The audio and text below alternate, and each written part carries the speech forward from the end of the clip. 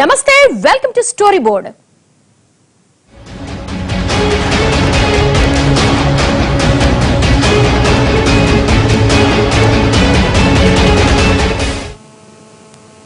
A for admission, B for books, C for caution deposit, D for deposit, E for exams, F for ఫీజులు.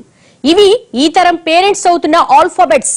ఒక MP seat MLA seat దక్కించుకోవడం కంటే ఓ international school LKG seat దక్కించుకోవడం కష్టంగా మారిన ఈ రోజుల్లో లక్ష్మీ కటాక్షం ఉంటే తప్ప సరస్వతి కటాక్షం దొరకడం లేదు.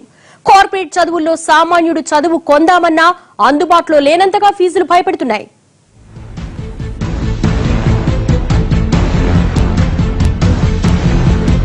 రెండు నెలల వేసవిలో మూగబోయిన బడిగంటలు మరో 2 రోజుల్లో మూగబోతున్నాయి. పిల్లలంతా కొత్త క్లాసుల్లోకి కొత్త పుస్తకాలతో వెళ్లడానికి ఆనందంగా రెడీ అవుతుంటే పేరెంట్స్ మాత్రం కొత్త ఫీజులు ఎలా ఉంటాయో తెలియక గుండెలు అరచేత పట్టుకుని బిక్కుబిక్కుమంటున్నారు. ఎందుకంటే గతేడాది ఉన్న ఫీజుల లిస్టు ఈ ఏడాది ఉండటం లేదు. లాస్ట్ ఇయర్ కన్నా కనీసం 40 నుంచి 60% ఫీజులు పెరిగిపోయింటున్నాయి. మరికొన్ని స్కూళ్లలో ఏకంగా రెట్టింపు ఫీజులు కూడా వసూలు చేసేస్తున్నారు. ఫీజన్న మాట చెబితేనే పేరెంట్స్ కి ఫ్యూజులు ఎగిరిపోతున్నాయి.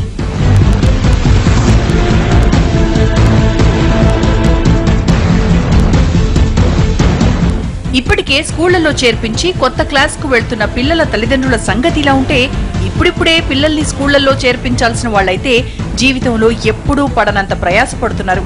ఎందుకంటే నేటి కార్పొరేట్ చదువుల్లో ఓ పెద్ద ఇంటర్నేషనల్ స్కూల్లో అడ్మిషన్ దక్కించుకోవాలంటే ఏడాది 2 ఏళ్ల ముందు నుంచే ప్రయత్నాలు మొదలు పెట్టాలి. వాళ్ళు అడిగినంత డొనేషన్లు కట్టడానికి కట్టలు డబ్బులు రెడీ చేసుకోవాలి. అడ్మిషన్ కోసం హయ్యర్ అఫీషియల్స్ కూడా క్యూలో నిలబడాల్సిన దుస్థితి. ఎంపీ గారితో ఆపై సెంట్రల్ మినిస్టర్ తో రికమెండేషన్ లెటరు ఇన్ని ఉన్నా సీటు మాత్రం దొరుకుతుందన్న నమ్మకం మాత్రం లేదు. ఎందుకంటే అప్పటికే సీట్లు అయిపోయి ఉంటాయి. కలెక్టర్ ఫోన్ చేసినా సీట్లు లేవని నిష్కర్షగా చెప్పేస్తాయి యాజమాన్యాలు.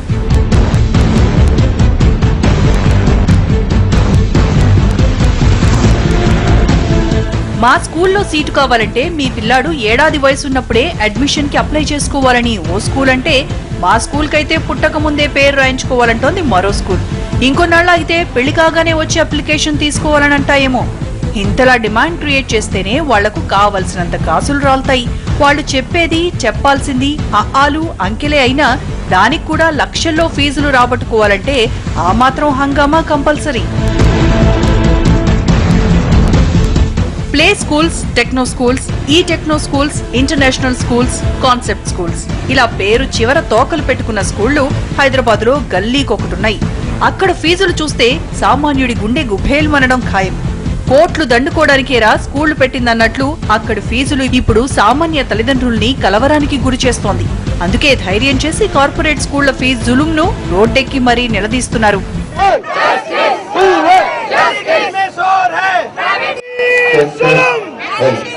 ఇమ్మీడియట్ గా రియాక్ట్ అయ్యి పేరెంట్స్ మా అందరికి సపోర్ట్ చేసి రెగ్యులేటర్ కమ్యూనిటీ కంపల్సరీగా తీసుకురావాలి. ఇమ్మీడియట్ గా అది కూడా యాక్షన్.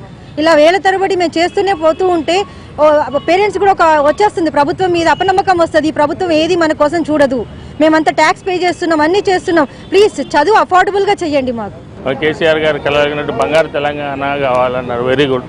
బంగారు తెలంగాణ ఎక్కడొస్తుంది? బాలల భవిష్యత్తు మంచుకుంటేనే బంగారు తెలంగాణ వస్తుంది. ఒకప్పుడు వరకట్న చావులు విన్నాం మనం, రైతులు చావులు విన్నాం. రేపొద్దున్న తల్లిదండ్రులు చావులు కూడా చూస్తారు ఫీజులు కట్టలేక. ఆల్ స్కూల్స్ అంతా బిజినెస్ ప్రకారంగా రియల్ ఎస్టేట్ బిజినెస్ చేస్తున్నారా, ఎడ్యుకేషన్ చేస్తున్నారా, వాళ్ళ సొసైటీని ఏమనుకున్నారు, స్కూల్ టీచర్స్కి ఫీజు, వాళ్ళు ఇచ్చే శాలరీస్ ఎంత, వాళ్ళ ఎకనామిక్స్ ఏంది, అదంతా రివ్యూ చేసి గవర్నమెంట్ దీనిపైన చర్య తీసుకోవాలి.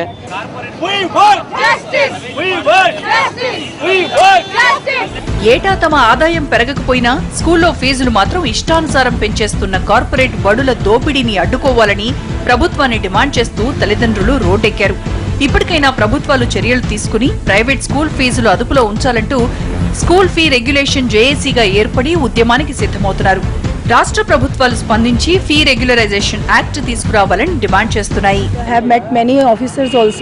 And they, like even education minister, he said that he will be looking into the matter and call us and find the solution. But again he said that this is not the priority issue. ఎలాంటి fee hike చేయకూడదు, అని ఒక directive rule మీరు ఇవ్వండి. ప్రతి private స్కూల్కి పంపించండి. June వచ్చింది, అవును చాలా మంది కట్టేశారు అంటున్నారు, మన మినిస్టర్సే అంటున్నారు కట్టేయచ్చు, బట్ అది కాంపెన్సేట్ చేయొచ్చు. మాకు ఫస్ట్ టర్మ్లో ఆ హైక్ని తగ్గించండి. పేరెంట్స్ని మాత్రం చిన్న చూపు చూడకండి. పబ్లిక్ హియరింగ్ ప్రోగ్రామ్ పెట్టాం, రిప్రజెంటేషన్స్ ఇచ్చాం, డిఎస్సి ముందు ప్రొటెస్ట్ చేశాము. ఇంతలా పేరెంట్స్ రియాక్ట్ అవ్వడానికి చాలా కారణాలున్నాయి. ఏ ఏటికా ఏడు స్కూల్ ఫీజులు పెంచేయడం ఒక ఎత్తైతే ఎల్కేజీ పిల్లాడి అడ్మిషన్ కే ఆస్తులు అమ్ముకోవాల్సిన పరిస్థితి కల్పిస్తున్న స్కూళ్ల తీరుపై పేరెంట్స్ ధ్వజమెత్తుతున్నారు. ఇక పిల్లాడికి సీటు కావాలంటే ఏకంగా తల్లిదండ్రులకు ఎగ్జామ్స్ పెట్టే స్కూల్స్ కూడా ఉన్నాయి. ఇలా పేరెంట్స్ జీతాలతో జీవితాలతో ఆడుకుంటున్న ప్రైవేట్ స్కూళ్ల దోపిడీని అరికట్టాలన్న డిమాండ్లు పెరిగిపోతున్నాయి. ఏంటి సార్, మీ పిల్లోడిని ఇప్పుడు స్కూల్లో చేర్పిస్తున్నారా? అవును సార్, 12వ పిల్లాడు. 12? చక్కగా మీరు ఒక స్కూల్ ఓపెన్ చేయొచ్చు కదా సార్. త్రివేంద్రం ఈ క్వశ్చన్కి డెఫినెట్ గా చిట్టే. ఎక్స్క్యూజ్ మీ సార్, అలెగ్జాండర్ గుర్రం పేరేమిటి? ఇలాంటివన్నీ అడుగుతారా సార్? ఒకవేళ అడిగితే? అయ్యో తెలీదే. ఏం సార్, అలెగ్జాండర్ కి గుర్రం ఉండేదా? ఇంకేంటి బుల్లెట్ ఉండేదా? ఏంటి సార్ మీరు? అయ్యో, ఈ సంవత్సరం కూడా అడ్మిషన్ రాకపోతే డెఫినెట్ గా నా వైఫ్ నాకు డైవర్స్ ఇచ్చేస్తుంది. అయ్యో, మీరు పోయిన సంవత్సరం కూడా వచ్చారా? అవును సార్. ఏం అడిగారు? ఇండియాలో బంగారం ఎక్కడ దొరుకుతుంది అని అడిగారు. ఆర్ఎస్ బ్రదర్స్ లో అన్న. తప్ప సార్? గుండెని ఇంకా గట్టిగా బతుకుంటూ చదవండి. అయ్యో, కోయంబత్తూరులో ఒక స్కూల్లో క్వశ్చన్ పేపర్ అవుట్ అయినట్టున్నారు. ఆఫీస్ లో ట్రాన్స్ఫర్ అడిగితే ఇచ్చి సావట్లేదు. అడ్మిషన్ ఫీజ్, డొనేషన్ ఒకటే అయితే పర్వాలేదు, కానీ ఒక్కసారి అడుగు పెట్టాక అడుగడుగున దోపిడీయే. 3 ఏళ్ల పిల్లాడికి ఏబీసీడీలు నేర్పించడానికి కూడా లక్షల్లో ఫీజులు నొక్కేస్తారు. నడక కూడా రాని పిల్లలకు స్పోర్ట్స్, స్విమ్మింగ్, కరాటే, అవసరమైతే హార్స్ రైడింగ్ కూడా నేర్పించేస్తామంటూ వేలల్లో ఎక్స్ట్రాలు నొక్కేస్తారు. చదువు మూరెడు బలపాలు బారెడు అన్నట్లు ఎల్కేజీ చదువులు కూడా 10ల్లో పుస్తకాలు, కేజీల కొద్దీ బ్యాగుల్ని మోయలేక చిన్నారుల వెన్నుపూసలు నరకయాతన అనుభవిస్తున్నాయి. ఇంటర్నేషనల్ స్కూల్స్ పేరుతో హంగు ఆర్భాటాలు తప్ప నాణ్యమైన విద్య అందించడంలో మాత్రం ఫెయిల్ అవుతున్నారు. పిల్లలతో ఇంగ్లీష్లో మాట్లాడించేయడం తప్ప ప్రపంచం గురించి ఏమాత్రం పరిచయం చేయించడం లేదు. మొత్తంగా పిల్లలతో చదువుల్ని బట్టి పట్టించేస్తున్నారు తప్ప అవగాహన పెంచేలా యాక్టివిటీస్ ఏమీ లేని ఒట్టి వానాకాలం చదువుల్లా మార్చేస్తున్నారన్న విమర్శలు ఉన్నాయి. స్టోరీ బోర్డులో షార్ట్ బ్రేక్.